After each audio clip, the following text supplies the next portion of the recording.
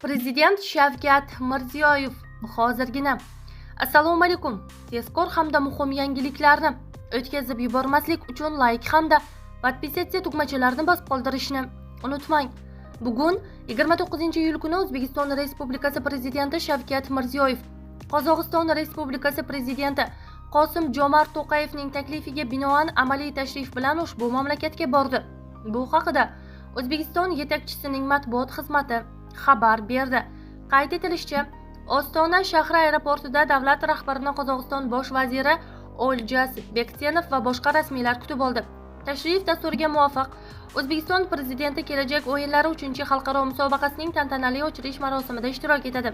Ma'lumot uchun, kelajak o'yinlari o'zida an'anaviy sport turlari va ularning raqamli shakllarini mujassam etgan.